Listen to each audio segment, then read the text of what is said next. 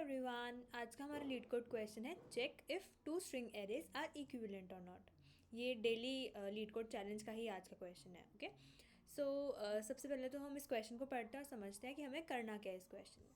हमें इसमें दो स्ट्रिंग एरेज दिए हुए हैं, वर्ड 1 और वर्ड 2। ठीक है, और इसके अंदर हमें ट्रू रिटर्न करना है अगर वो दो एरेज एक सेम स्ट्रिंग रिप्रेजेंट कर रहे हैं। कि जैसे यहाँ पे ये फर्स्ट एरे हमारा वर्ड 1 एरे है जो हमारा, उसमें ए बी और सी ये दो स्ट्रिंग्स पड़ी हैं, इनको हम कंकैटिनेट इकट्ठा करेंगे तो ए बी सी बनेगा।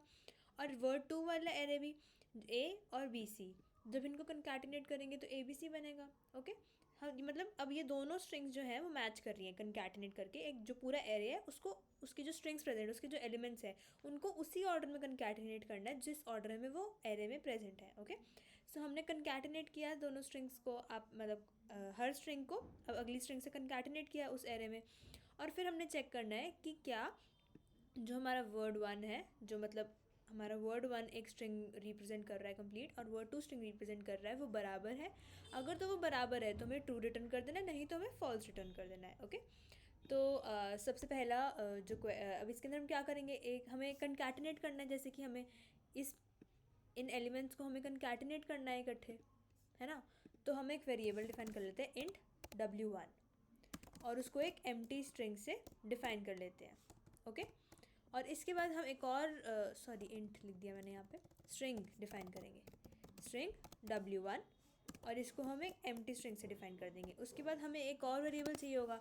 एक वेरिएबल तो ये कंकैटिनेटेड स्ट्रिंग रखेगा, जो फर्स्ट वर्ड 1 वाला एरे होगा उसकी कंकैटिनेटेड स्ट्रिंग रखेगा एक स्ट्रिंग वेरिएबल, और जो सेकंड स्ट्रिंग वेरिएबल है वो सेकंड एरे का कंकैटिनेटेड स्ट्रिंग रखेगा। ओके, तो हम इसमें भी एक एम्प्टी स्ट्रिंग स्टोर कर देते हैं। ठीक है, फिर हम फॉर लूप चलाएंगे एक, ठीक है, जो कि int i equals to 0 i less than word 1 dot size तक चलेगी और आई प्लस प्लस, मतलब इस पूरे को ट्रैवर्स कर रही है ये फॉर लूप, राइट। फिर इस फॉर लूप जो हम ट्रैवर्स कर रहे हैं उसको हम ट्रैवर्स करते करते इस w1 में कंकैटिनेट करते जाएंगे। तो हम क्या लिखेंगे, w1 plus equals to word 1 element present at I.